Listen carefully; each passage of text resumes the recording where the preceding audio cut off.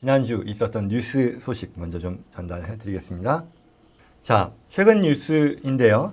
이 IRS에서 고소득층에 대한 이 세무 감사를 강화하기 시작했다라는 그런 소식이 지난주에 나왔어요. 그래서 뭐 내용을 사실 자세히 보면 아주 절대적으로 늘어났다 이런 건 아니지만 그래도 예전에 비해서 늘었다라는 그런 뜻일 텐데, 특히 10만 불 이상 소득이 있는 부유층에 대해 세무 감사를 강화하기 시작했다라는 그런 얘기입니다. 최근에 성명서를 하나 발표했는데요. IRS가 지난 한 반년 정도, 7개월 정도를 조사를 해보니까 지난 6, 7개월 전 대비 그 AGI라고 하죠. 나의 소득이 10만 불 이상인 소득자에 대한 이 감사 비율이 과거에 비해 거의 2배 이상 늘어났다라는 것이고, 그다음에 앞으로도 계속해서 이러한 부유층, 고소득층이겠죠.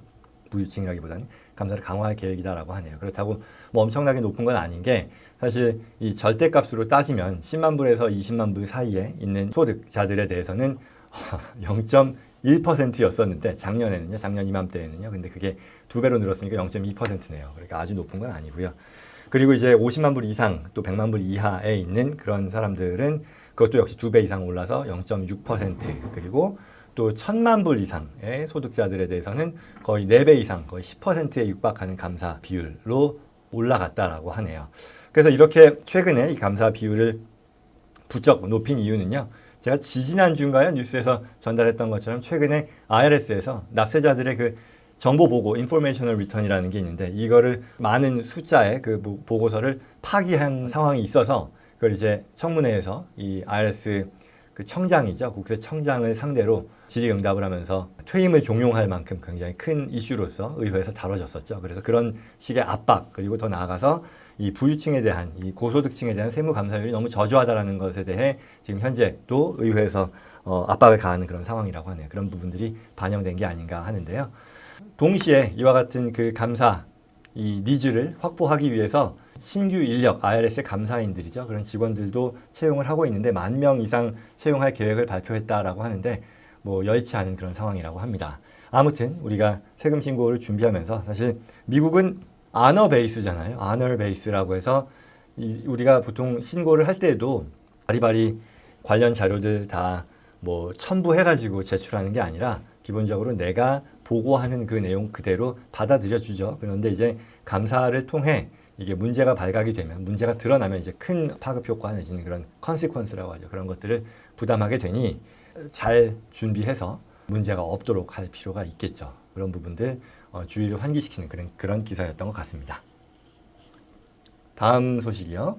주택 구매 열기가 식어간다라는 그런 얘기네요. 집값이 엄청나게 올랐죠. 뭐 한국, 미국 할 것 없이 전 세계적인 현상인데, 특히 미국에서요. 집값이 지난 2년 전과 비교해서도 굉장히 많이 올랐는데 이미 많이 오른 상황도 있을 것이고요. 그리고 또 최근에 이자율 뭐 엄청나게 지금 그 페드에서요. 이 기준금리 인상을 착착 진행하고 있죠. 그래서 그런 것들이 반영되고, 그리고 집값 인상, 방금 말씀드린 이자율 인상, 그리고 또 하나는 이제 인플레이션, 물가 상승이죠. 이와 같은 3대 요인으로 인해서 주택 구매 열기가 아주 한풀 꺾였다라는 그런 소식이네요. 그래서 이 모기지 기관이죠. 국책 기관인 페니메이에서 조사한 바에 의하면 지금 주택 구매에 대해서 어떻게 생각하느냐, 적기냐라고 판단하느냐에 대한 질문에서 굉장히 낮아졌다라고 하네요. 그래서 반면에 판매자의 입장에서는요, 지금 파는 게 적절한 시기라고 보냐라고 했을 때 그에 대한 응답, 예스라고 하는 응답 비율이 또 사상 최대치를 기록했다라고 하니까요. 집을 사려는 사람들, 그리고 매매에 지금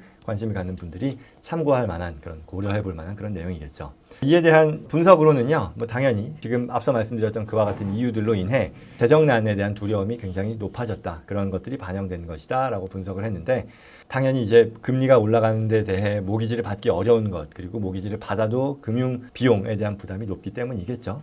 그래서 이와 같은 경향은요, 해당 이코노미스트의 발언에 따르면 앞으로 상당 기간 동안 하반기에도 이어질 것으로 예상된다라는 기사의 내용이었습니다. 앞서 말씀드린 것처럼 집 매매 하시려는 분들 고려할 필요가 있겠습니다. 그 다음으로요, 이거 굉장히 중요한 내용인데요. 지금 비즈니스 하시는 분들께서 관심 갖고 보셔야 될 내용인데, CalSavers라고 하는 주 정부 차원, 국가 차원이죠. 그래서 반드시 가입해야 되는 직장 내 은퇴연금 제도인데요. 가입 기한이 이달 말까지로 다가왔다라는 그런 얘기예요.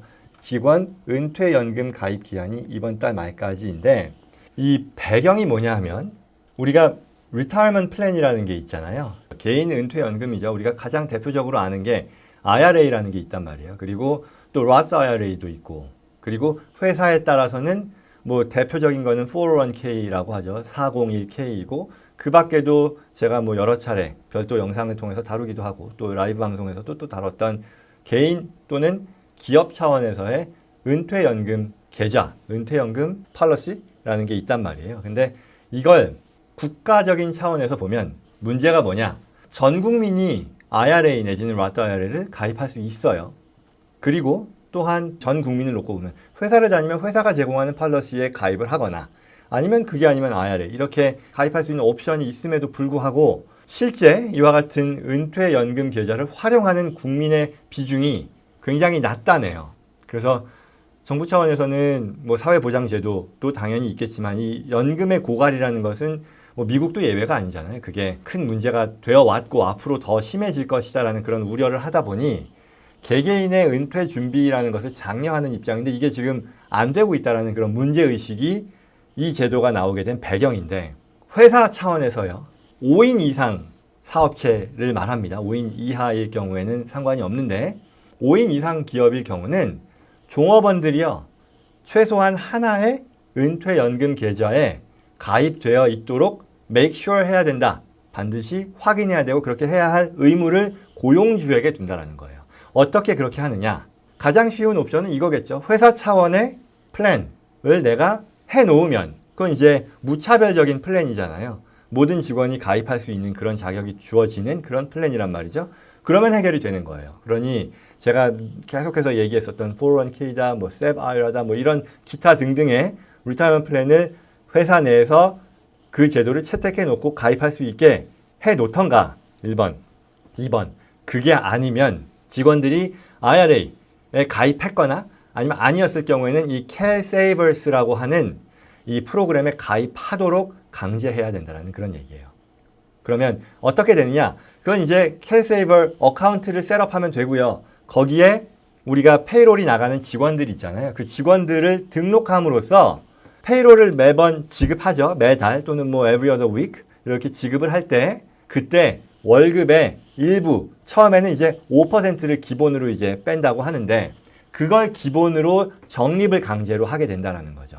그러면서 이제 시간이 지나면서 그 금액을 높이게 되고요. 또한 종업원 자체적으로 플렉서블하게 운영할 수 있게 되는데 결국 이 말은 정부 차원에서는 각 개인들이 속한 회사에서 그 개인들이 리타이먼트 플랜에 가입하는지를 확인하게 하는 강제 규정이 발효가 된다는 거죠. 그래서 예전에는 뭐 50인 이상일 경우에 적용이 되던 것을 5인 이상까지로 확대 적용을 하게 된 거고요. 그 기한이 이달 말까지라는 거니까 5인 이상 사업장에서는 반드시 이걸 해야겠죠. 고용주 입장에서 큰 부담이 되느냐 그런 건 아니에요. 그냥 해놓으면 됩니다. 안 하면 뭐 500불 개인당 그리고 그 벌과금이 점점 더 커질 수 있으니까 해놔야 되는 것이고 또 이런 것도 생각해 볼 수 있겠죠. 몇 가지 질문 중에 지금 말씀드린 것처럼 뭐 대부분 다 설명은 됐는데 큰 틀에서는 종업원 입장에서 궁금한 것도 있을 거예요. 내가 지금 먹고 살기 바쁜데 내가 물론 좋은 제도인 건 알겠지만 내가 지금 생활비로 써야 되는데 이거 강제로 누가 나를 왜 리타이먼트 펀드에 넣게 하냐라고 생각할 수 있겠죠. 그래서 어떻게 하냐? Roth의 형태로 가입을 시킵니다. Roth라고 하는 것은 애프터 텍스예요. 그래서 이 캐세이버에 강제로 가입을 할 경우에는 종업원이요. 그냥 일반 IRA가 아니라 Roth 애프터 텍스로 가입을 시켜주는 것이고요. 그리고 종업원은 거기 들어간 금액을요. 원금에 한해서는요. 벌과금 없이 꺼낼 수 있습니다. 그러니 내가 필요할 경우에 그 은퇴 계좌에 들어간 것을 꺼내 쓰는 것을 원금에 대해서만큼은 벌과금 없이 꺼낼 수 있게 하니까 페널티에 부담이 있다거나 그런 건 아니겠죠. 다만 거기서 이제 불어난 이자 소득이요. 당연히 Roth도 텍스 프리로 불어나는 거잖아요. 그래서 그거를 은퇴 연령 이전에 빼서 쓸 경우에는 페널티 그런 부분입니다. 그래서 6월 30일까지 사업장에서는 업주 분들은요 당연히 해야 되는 거고요. 보면 종업원 한 명당 250불씩이고 그게 500불까지 추가되고요. 뭐 이렇게 되는 거니까 물론 캐세이버를 하는 것도 방법인데요. 이 기회에 그보다는 뭐 캐세이버는 옵션이라든가 그런 부분들도 좀 더 제한적이니까요. 저희 영상 보시고 뭐 SEP IRA다, Simple 401k, Simple IRA 뭐 이런 것들 꼭 가입하시기를 권해드리겠습니다. 그리고 가입은요, 뭐 각각의 플랜에 따라서 정도의 차이는 있겠지만 그렇게 부담 없이 진행할 수 있고, 또 설립비에 대해서 비용도요, 그 제 영상에 말씀드린 것처럼 일정 기간 동안에 발생한 3년 동안에 그 발생한 비용은요, 우리가 텍스 크레딧으로서 그 비용을 다시 돌려받을 수 있으니까 이번 기회에 뭐 그냥 K-세이버도 있지만 그보다 실제 컴퍼니 리타이어먼트 플랜 채택하시는 게 좋겠습니다. 오케이, 그러면 여기까지였을 겁니다. 네, 그 내용 뉴스로 전달해 드렸습니다.